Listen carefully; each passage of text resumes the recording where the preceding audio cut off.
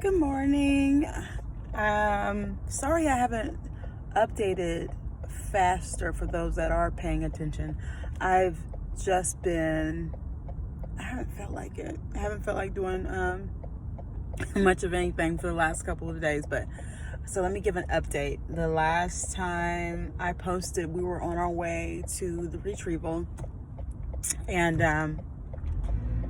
that's the last time I was on. So let me catch up since that day. So the day of the Retrieval, we arrived at the clinic and there was a little bit of paperwork for us to do, not much, just more stuff around like directives in case anything happened to me and things like that. And so I filled out that paperwork. I don't know what his paperwork consisted of because I didn't see it, but so that's what we were working on. And I think we got there at 9:45. We were a little early, so we got there about 9:30. And then they brought us back around, I want to say it was like 10 o'clock. We went back. So they got me prepped with, I had to change my clothes, put on my little gown and my little cap and socks. And I have rather long nails. I don't know if you guys have ever noticed, but my nails are long. And I always warn them that I have long nails. And no, I'm not cutting them. They're just part of who I am. These are actually fairly short. I've had them longer. But you never know what my nails are going to look like. But they're always long. I got them shorter. This is actually shorter so that it would make things easier, for me to do my stems and everything. So this is a short version, but like super short just doesn't feel right on me. And so I always warn them that I have long nails. So when they're doing my like my heartbeat and all that stuff, I always tell them you're going to have to use my feet. And but I think I mentioned to you guys as well that I'm anemic, so I'm always cold, and it was freezing in there. It was freezing. It was freezing not just because I'm always cold, because it was freezing. So even my babe had on like his coat while we were inside, so it was cold in there. So my feet, even with my socks on, were like ice cold. So she kept trying to do my monitoring through my hands and my nails. Like, it's not gonna work. I can tell you, my nails are too long for you to be able to get this little piece of my finger, what you need in order to get my pulse. I'm obviously alive, but you're not going to be able to get it like that. So she's a little hard-headed, so it took her a while to listen. And I told her exactly which toe to use. Like, I've done this enough times. You got to use this particular toe. She didn't listen. She tried every toe before she tried the one that I told her. So long story long, she finally got it. And she's like, I have to see if the anesthesiologist will be happy, with that read and whatever. I was like, okay, fine. So then she did my IV, and I'm a hard stick. I know I'm just difficult. I'm a hard stick, so it took her just a minute to get it. And but I was glad she did a good job. She got it the first time, because sometimes it takes them 4 or 5 times, and then a couple of times the anesthesiologist has actually had to do my IV.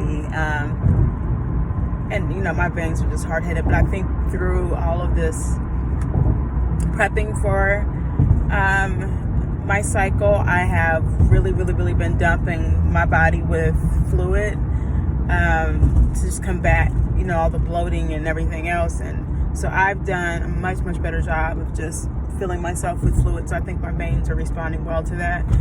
And it hasn't been as complicated to get them, even for my blood draws. Sometimes I can be hard to stick.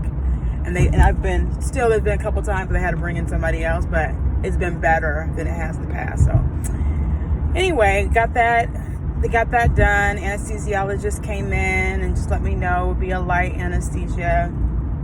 Asked me if I had any concerns. No. And so when my doctor came in, and we decided last minute, we've been planning on doing PGS testing for a minute, but the main reason why, just to be honest, and I know everybody's not probably, necessarily thinks this is great. There are people who have varying opinions, but the main reason why we're doing PGS testing was because well, twofold. One was reasons around I have muscular dystrophy in my family, and one of my babe's daughters had some issues with one of her limbs when she was born, and so I had concerns on both sides that there could be particular genetic issues, and I wanted to make sure that we weren't having to worry about those things. And so along the way, I've learned how much better the carrier testing isn't today versus how it was a long time ago when I was young. And so we ended up doing our genetics testing, and I was able to determine I am not a carrier of muscular dystrophy, thank God, because so many of my cousins are, and aunts and uncles, and so it's not something that is going to impact me or my children, which I'm very grateful for. So there's a few things that he had in his that came back positive on his screening, but I'm not positive for those things. So there's also my issue with my anemic background that showed up on my genetic testing, but he's not a carrier of that particular genetic disease, so we're good there. So that kind of lessened my concern around the PGT testing. The other thing that we were looking for was, babe really, really wants a boy. He has 2 girls. I have 2 boys. I am not particular about the sex of the baby. I don't care. Like, if it's another boy, cool. That's what I'm used to. So that's fine. If it's a girl, cool. I don't have one myself. So, that would be a new experience for me. Excuse me. So I really don't care. And so the question I had from babe is, what if it's a girl? What if the only embryo we have that's, that comes back as in good health, and it happens to be a girl?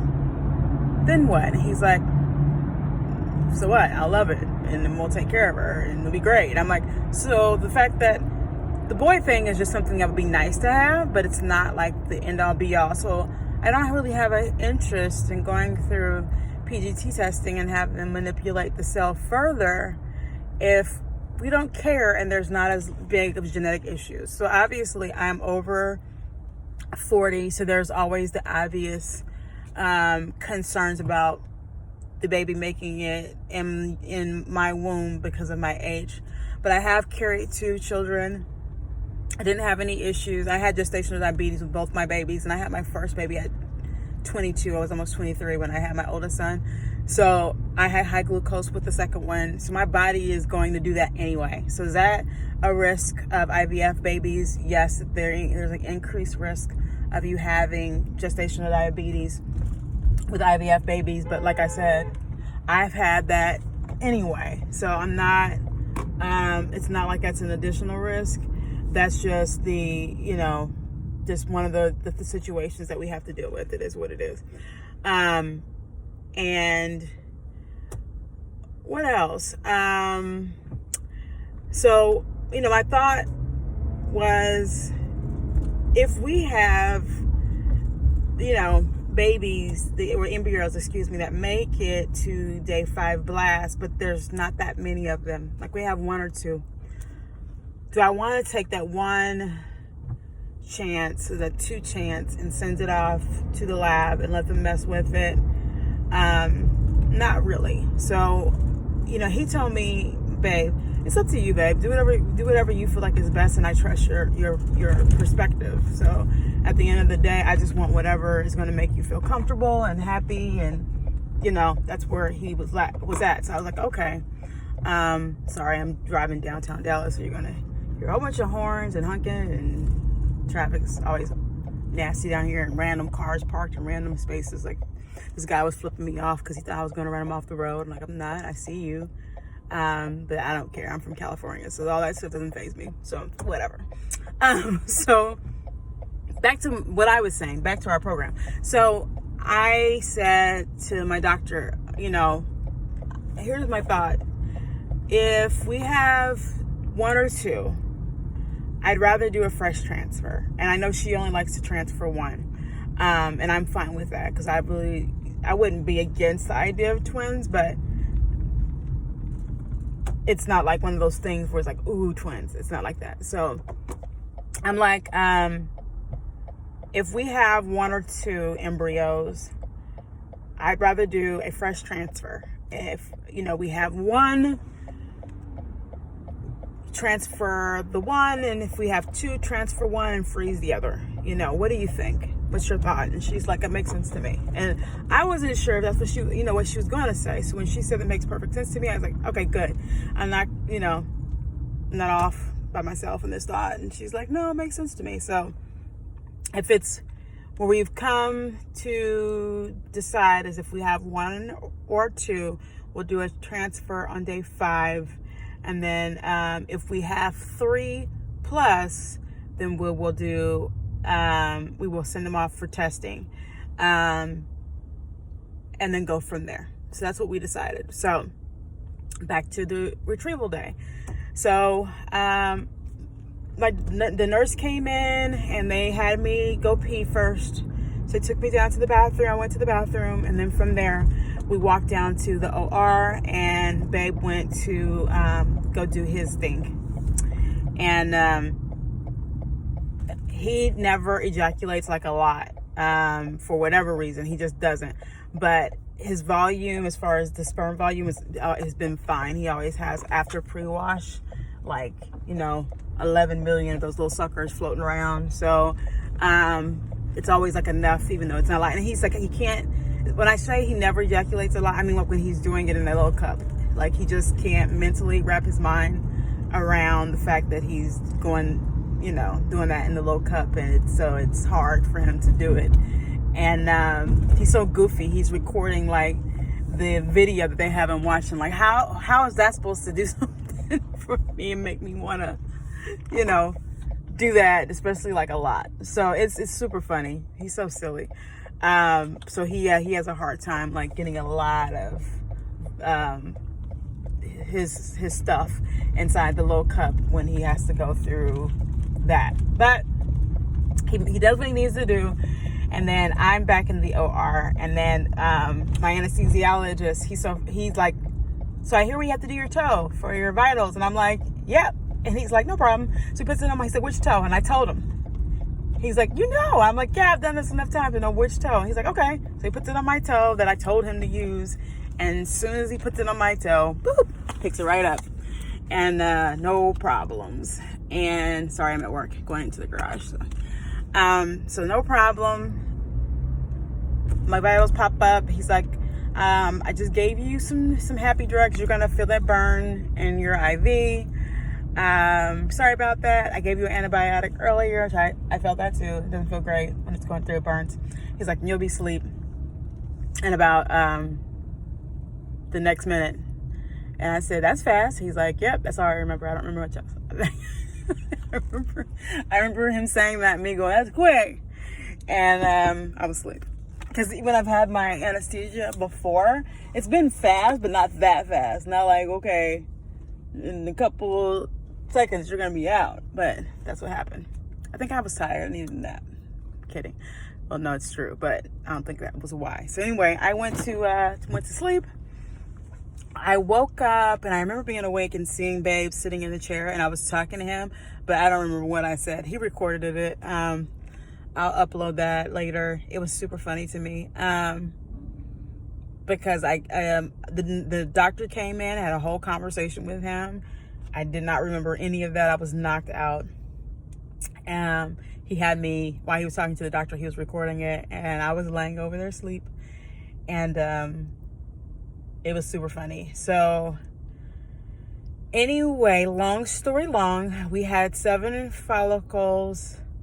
Of the 7, 4 of them were mature. 4 mature eggs were pulled from those 4.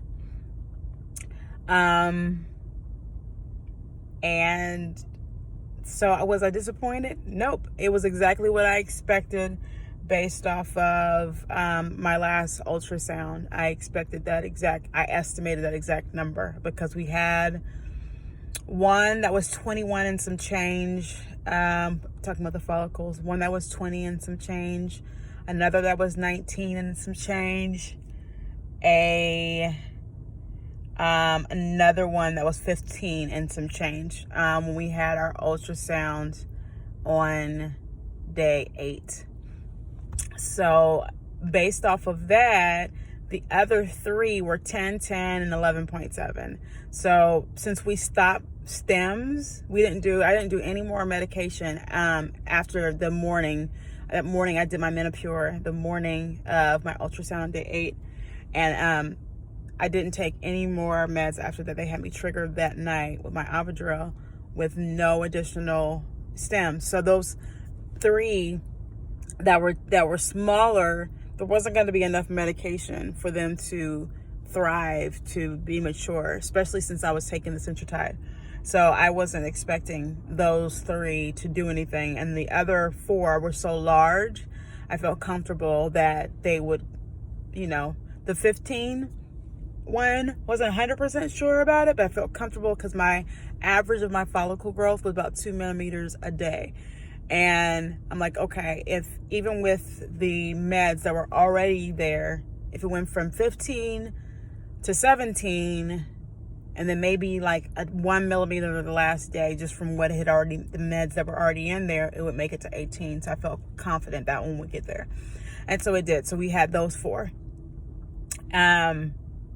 So after I woke up and I was awake, I woke up really, really well, joking around with Babe, and had some crackers, some little goldfish, and some apple juice. I swear it was the best apple juice I've ever had in my life. It was so good. She let me take one home.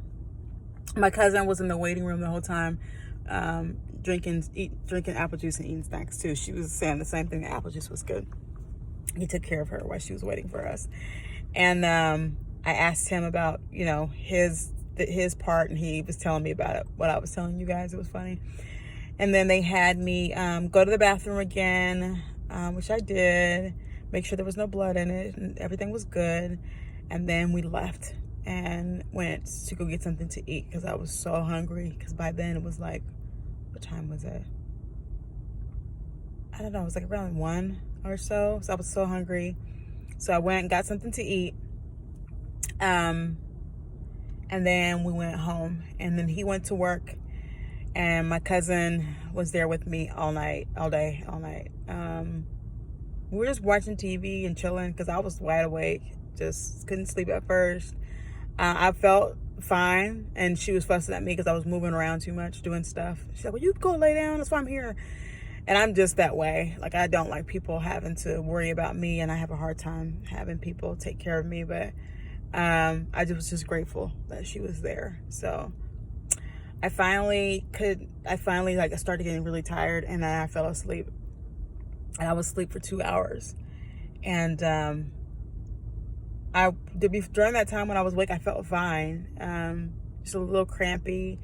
When I woke up though, and I have a really high tolerance for pain. When I say that, I had my first son natural, no meds. Second child, I had epidural because I had a C-section. But the first one, nothing. I just, breathed through it. So I can handle a lot. And it was a 26-hour labor. But I woke up and I was like, oh, I curse. Shoot. Like, I feel that. Like, that hurts. And I had zero plans. Like, after my hysteroscopy, I didn't feel, like, amazing. I was sore, but I was like, I can get through this, and I took no medication. Yeah, I didn't feel that way with, with this retrieval. So I'm just imagining these women who have 20, 30 follicles. Like, how do they do this? Like, oh my God. I was like, this doesn't feel great. So I had some tramadol that they prescribed me, and I took one. I felt so weak. That felt so weird. I couldn't even open the bottle. And so my cousin had to open for me. So she turned it like, boop. I was like, I just could not open that. So I took my tramadol, and sorry this is long. And I took that, it didn't work. So right away, it took like 2 hours for it to kick in. I was just switching from my side to side, sore. But I started to feel it a couple hours later, so I told her she could go ahead and go. Babe had brought us dinner around like 8 when I woke up. He brought me dinner. I love the fertility smoothies at Smoothie King. So he brought me one of those and a couple tacos that I wanted, these little mahi and avocado tacos. And I was happy and started watching TV again. And then he came home and he was tired when he got home. So we just laid up in the bed and he was asleep. Maybe an hour after he got there, he dozed off laying on my shoulder. And then I followed him shortly thereafter. And was just on my little support group on Facebook. I was looking at messages and stuff on there, and then I dozed off. And then so that was Friday. And then Saturday, I woke up Saturday in the middle of the night. I was sore, so I took another tramadol. And then it took a while for it to kick in. And then I planned to go for a walk on Saturday, but it was rainy. And it was fine because I didn't feel like it. I was still like sore. So I laid around and watched TV. My doctor's main thing was, you do what your body tells you to do. You know, your body will tell you what to do. Just you can't have sex. And my boyfriend was like, no. I was like, you have to wait. You'll be fine. So she said not until I started my cycle or after 7 days after the transfer. So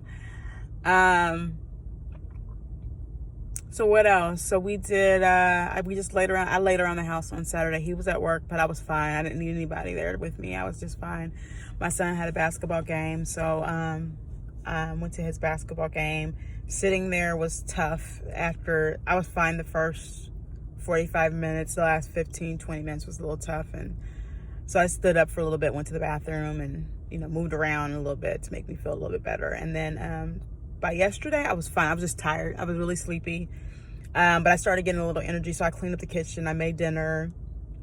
I went to the grocery store. So by the late part of the afternoon, I felt a lot better. And I made breakfast too. So yesterday was a much better day. And today I woke up. I have plenty of energy. I feel fine. Just a little bit of cramping. I'm super bloated still, but these are the pants. I wore these, and that's why I intentionally wore them today. I wore these last week. You can't see, it's dark in here, but last week I couldn't even zip them comfortably, and today I can zip them with no problem, though I'm still super bloated, just from all the stems. I gained, she told me watch for a lot of weight gain. I gained like 4 pounds overnight. But I wasn't worried about it because I didn't feel like horrible, just sore, but not like, I wasn't worried about any of the OHSS stuff. I didn't have enough, follicles, and I didn't feel weird. I just felt sore, and so I wasn't worried. And so I'll check my weight in a couple days to see where it's at. But I peed like crazy, so be ready to go to the bathroom. I peed. She had me get Gatorade or whatever. I don't like Gatorade, so I was drinking Powerade. And I drank a lot of Powerades. I've been peeing like ridiculously. So, I'm trying to think if there's anything else worth talking about. I think that's it. So I'll get my fertilization. Oh, that's what I forgot to tell you about my fertilization call on Saturday. I don't know how I forgot that. So Saturday I got my fertilization call. 3 of the eggs fertilized. 1 they were watching and had discarded because they just wanted to see if it was going to catch up. And so I'll be honest with you, I think I said this in the first video, God knows I want this to work, but I don't want to get in a place where anytime I just expect this to work. I don't want to have that in my mind and then be disappointed. So I am in a place where I'm just going with the flow. And what happens, happens. I believe God has a plan and I trust him. And so whatever is supposed to happen will happen. So I obviously still anxious, just like everybody else, still nervous, still wanting it to be a good thing, but at the same time trying to distract myself and just not overly think about it. And so I was fine, wasn't thinking about it until the phone rung and I seen the number and I knew who it was. And I was like, okay, take a deep breath, whatever the news is, you can handle it. He won't give you what you can't handle. So I picked up the phone. It was the embryologist, and she was super upbeat. And so I was like, maybe that's a good sign. Because she was like, hi. I was like, hi. Like, Latasha, it is. And she's like, well, 3 of your babies fertilized, and the other one, I thought she was going to say, it degenerated, but she was like, I'm just watching it. I want to see what's going to happen with that one. So I still have that one here with us. And I'm like, oh, thank God. So she called. She told me, I just wanted to see where my mind was. She's like, what do you want to do with them? If they make it to day 3, day 5, blah, blah, blah. And she's like, you can change your mind to this whole process. So don't feel like whatever you tell me you're committed to, because we know how this is and you can change your mind. So she said day 3, which is today, we will call you. We will give you an update. And then at that time, your nurse will also call you, and they will let you know what to plan for Wednesday, because we're going to plan. Everything is going to be fine. They're going to make it to day 5, and we're going to plan your transfer. And then if you end up having the 3 or the 4 go on to PGT testing, that's fine. And then we'll go ahead, and we know that they made it there. And then on day 5, while you're here, if we know we're going to send them off to testing, we'll do that. And then we'll just do they'll do my blood work and ultrasound and all that stuff to see my lining and checking all that while I'm there on day 5. So day 5, regardless, will be a day I will come in and I will have a checkup, or I will have a transfer.